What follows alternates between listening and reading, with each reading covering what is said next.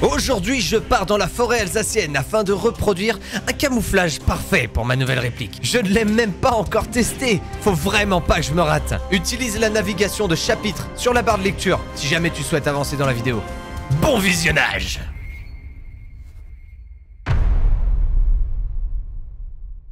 Plus jeune, je peignais des figurines Warhammer 40 000. Alors, c'était pas du Picasso non plus, hein. En parallèle, je décorais mes répliques d'Airsoft.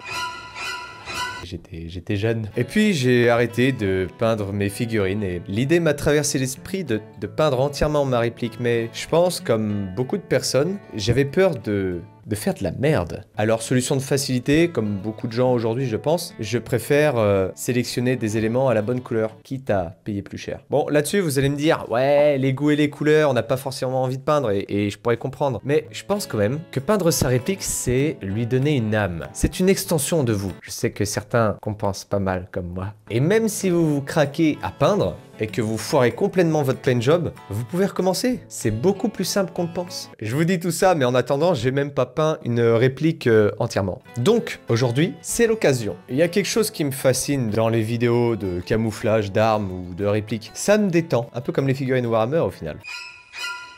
Mais alors, qu'est-ce qu'un bon camouflage?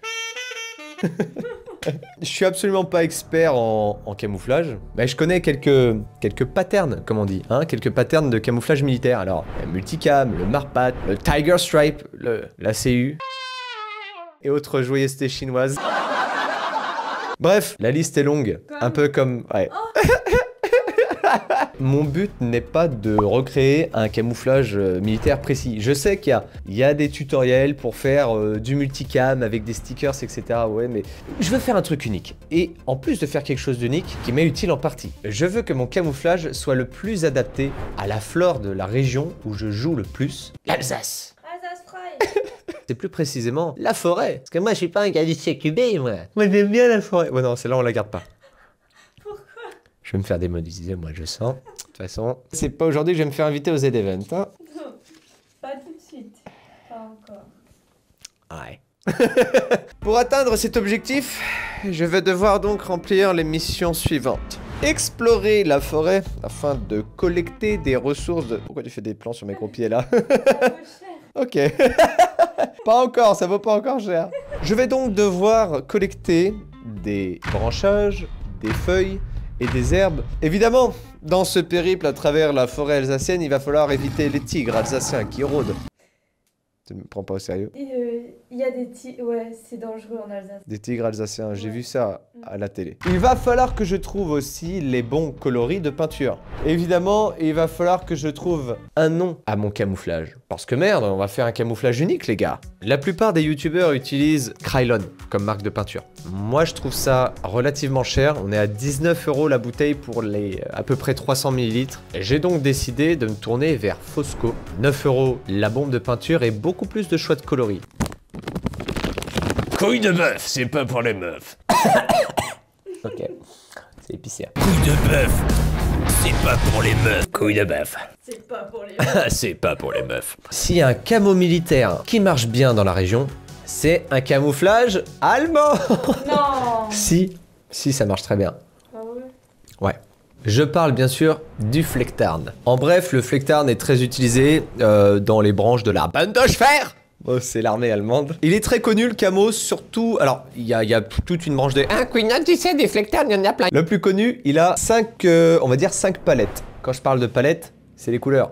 Hein, pas les palettes dans ton entrepôt, là, le préparateur de commande. Les 5 couleurs du flectarn sont donc le vert pâle, le vert foncé, le rouge brunâtre, le gris foncé et enfin, le brun vert. Moi, j'ai choisi de pas prendre non plus trop de bombes de peinture pour pas que ça ressemble à une sorte de caca de nouveau-né.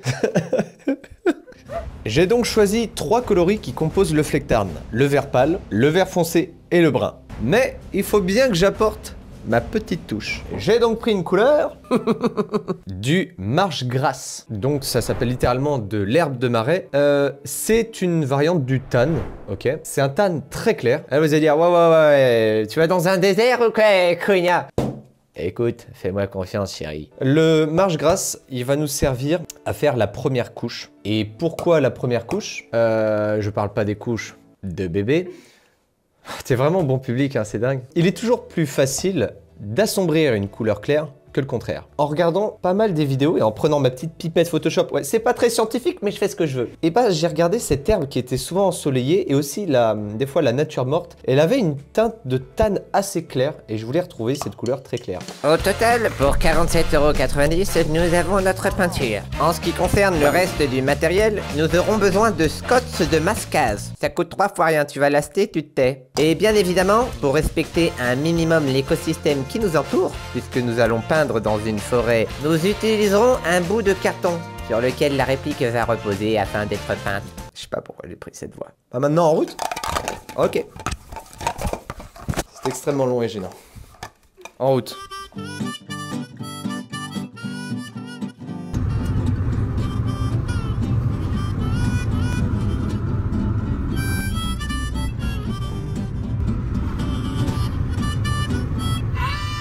J'aime conduire en France, mon pays de mon enfance. Bonjour mesdames. Ce sont les églises de mon village. Ma bonne baguette, mon bon fromage. Et quand je me gratte le... Non, pas celle-là.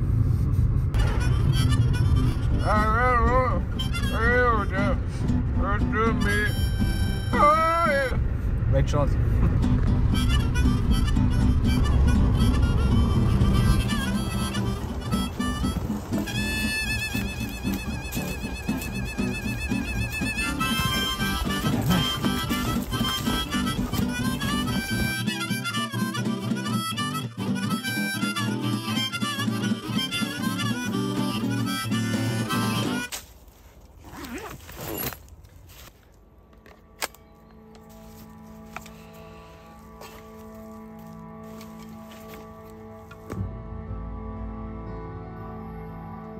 Je pense qu'on est dans le meilleur des spots possibles. Il y a exactement toutes les couleurs dont je vous parlais. Là, par exemple, juste ici, sur le haut des feuilles, on a justement, lorsque le soleil se lève ou qu'il se couche, on a cette teinte très très claire que je vais appliquer en première couche. Donc ce tan très éclairé qui s'appelle le marche grasse. Et puis on a les teintes vertes claires du flectarn, les teintes, j'allais dire les tartes, les teintes vert foncé et enfin brun. Il ne faut pas trop mettre de couleur sombre, sinon ça va vite prendre le pas. Et comme vous pouvez le voir, une réplique toute noire, c'est très visible. Donc on va éviter aussi de faire une réplique toute brune. Première couche du coup, on va faire le marche grasse. Donc très important, avant d'appliquer la moindre peinture, il faut préparer sa réplique. Donc comme une arme à feu, il faut protéger, si vous en avez, les accessoires. Donc la lampe, on va mettre du scotch de masquage sur tous les optiques et tous les endroits sensibles. Donc bout de lampe. Évidemment les écrans de la Red Dot, là j'ai même revissé mon kill flash par-dessus parce que j'ai envie qu'il soit couleur camouflage. Mais en dessous du kill flash, j'ai du scotch de masquage. J'ai aussi mis du scotch de masquage sur les boutons de réglage parce que j'ai envie de savoir à combien d'intensité je suis sur ma Red Dot. Super important au niveau de la gâchette. Si vous ne portez aucun gant, ça sera pas très agréable d'avoir de la peinture. Et mieux vaut pas que la peinture aille dans les systèmes électroniques par la gâchette. Très important aussi, mettez un chargeur. Si vous n'avez pas de chargeur, vous foutez un chiffon, vous mettez du scotch de masquage. Mais évitez que de la peinture se retrouve dans le puits de chargement. Et s'il vous plaît, on surveille bien que le bolt cache soit fermé. Pour une raison évidente, c'est pas un paintball. On n'envoie pas de la peinture sur les gens. Une fois que tout ça c'est prêt, c'est parti pour la première couche. Donc la première couche, on va pas faire de motif, pas de pattern. C'est une sous-couche qui va éclaircir toute la réplique par-dessus laquelle on va venir travailler. C'est parti. Ouais. Ça, tu sais faire, hein. Je suis un peu stressé de foutre de la peinture comme ça sur ma réplique, surtout qu'elle est toute neuve, je le rappelle, j'ai jamais encore tiré avec, je ne l'ai pas testé en partie. Et l'optique là, la Red Dot, elle coûte 80 €, enfin tout est... Bon, ça fait un petit peu peur quand même, mais écoutez, je me fais confiance, je le fais pour la science, je le fais pour le clutch.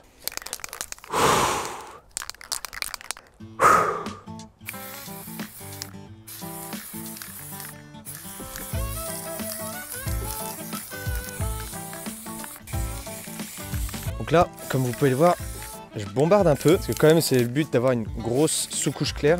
Alors après on n'est pas jusqu'au détail, d'accord? On n'est pas là pour que la réplique soit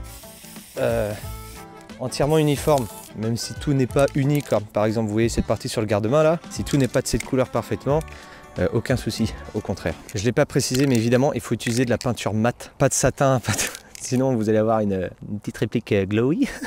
Là je vais essayer de faire le kill flash. Putain, red dot à 80 €. On va avoir confiance dans le scotch de masquage. Hein. On va attendre un peu que ça sèche. Putain, on dirait, ça sent vraiment le Warhammer 40 000. Là. Même si ça colle, même si vous avez de l'herbe, même si vous avez des petits détails, c'est pas grave. Ça aidera justement le rendu à être pas uniforme, ok? On va être camouflé. Arrêtez de vouloir... Je sais pas. J'ai pas trouvé mon inspiration. Je voulais dire un truc cool, mais t'as vu la comparaison quand même. Alors qu'avant, on avait juste, la red dot qui faisait office de couleur sur la réplique. Putain, c'est dommage quoi, on peut tellement apporter. J'ai vraiment confiance en ce camouflage, allez, on y va.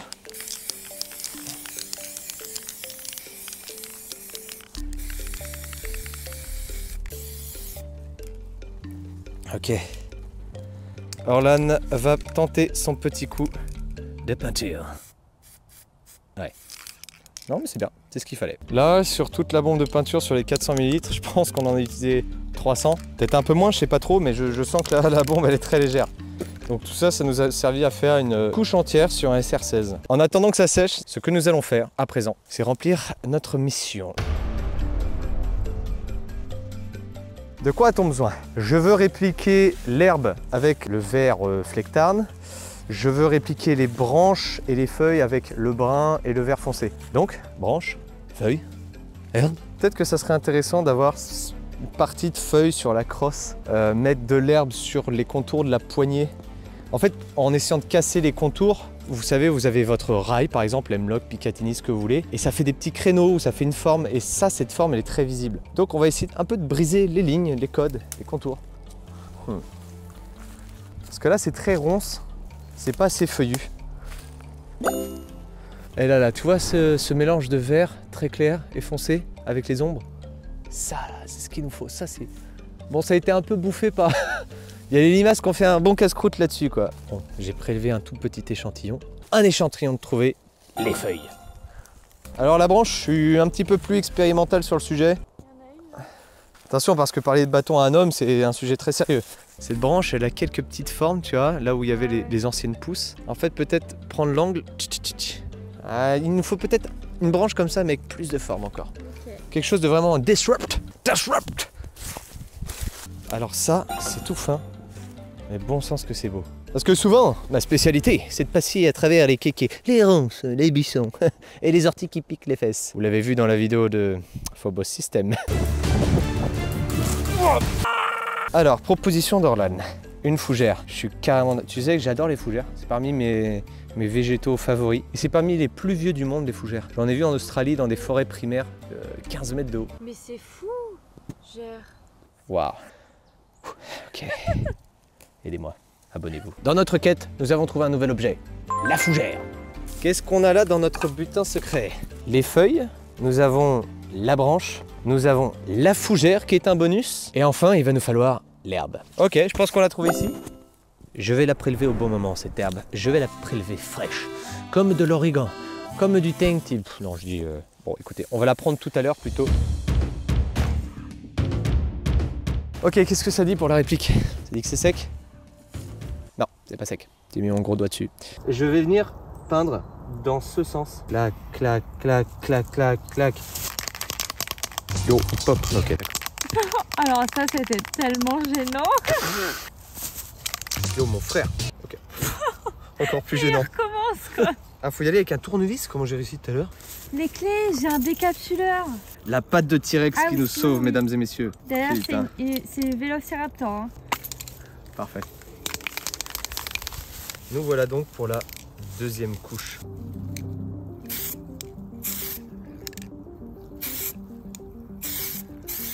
La chose qui va être intéressante, c'est que vous voyez, je prends un peu de distance petit à petit et je colore un peu. Là, j'ai fait des traits quand même assez précis. C'est ce fameux brun rougeâtre flectarn. Là, ça commence déjà à se fondre un peu plus dans la nature, j'aime bien. Okay.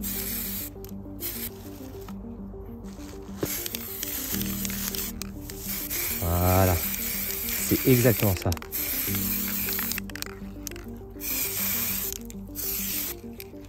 En fait, ce qui est important aussi de ce que j'ai vu, mais laisser le dessus de la réplique plus clair que le dessous. en fait, ça va casser les ombres de votre réplique, donc avec la réflexion du soleil.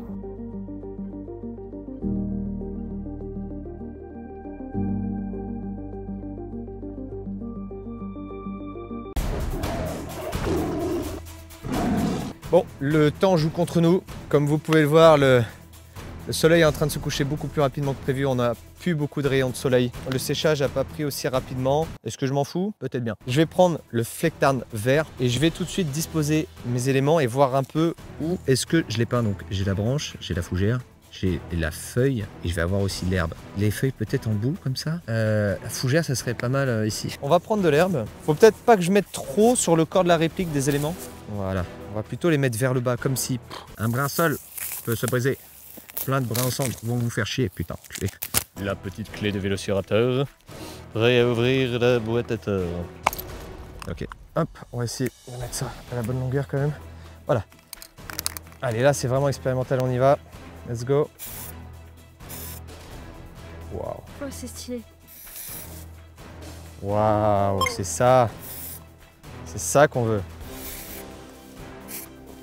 Waouh.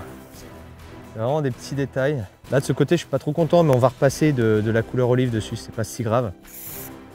Yes. Ah, j'aime beaucoup. Super. Waouh.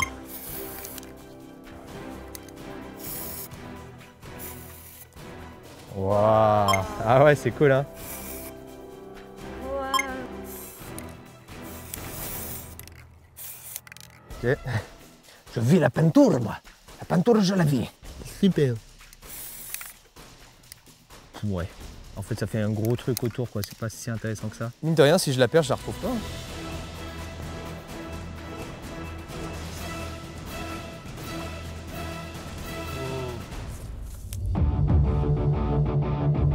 À l'heure où je vous parle, on n'a plus beaucoup de batterie, plus beaucoup de lumière, et ceci à la dernière couche. Le olive drab, donc qui est un vert, pas une sorte de brun rougeâtre comme on a mis au début. C'est ce qui va me permettre de compléter toutes les zones claires, parce que là ça reste très clair quand même comme camouflage, et espérer que tout ça blende. Allons-y, mes amis.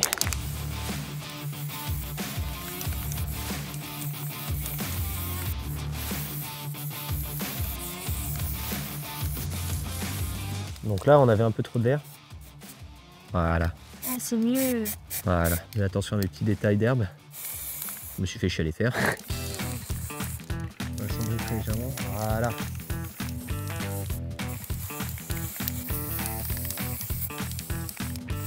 Waouh! Bon, au final, quand on est un peu trop le nez dedans, on se dit putain, j'ai peut-être mal fait le truc, j'ai peut-être pas... Et là, je prends du recul, la peinture commence vraiment à bien sécher, à rendre son rendu mat, et je suis trop content. On dirait limite du attaque. Le petit branchage, je sais même plus si on le voit trop. Ah là, quand même, elle s'est quand même pas mal assombrie. Je l'ai peut-être trop assombrie, je sais pas. Ah ouais! Ah, c'est fou!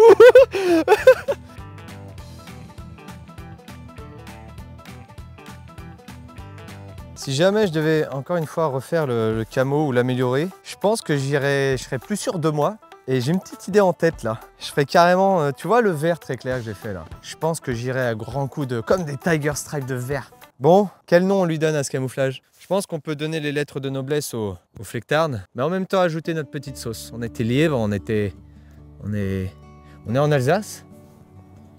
Le Freitarn. Le Freitarn, on dit Frey? Fry. Frey.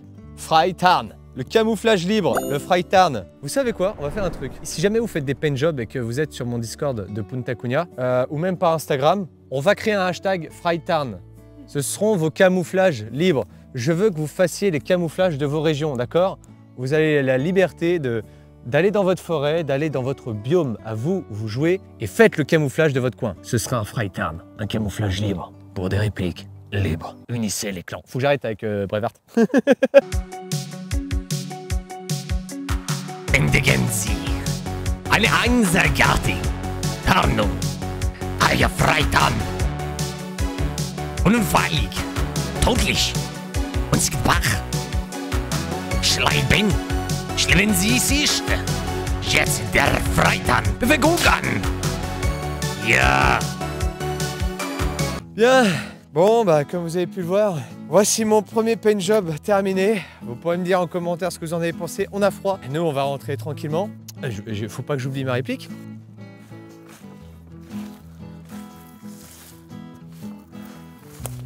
Abonnez-vous. Petit Freitarn. Oh merde.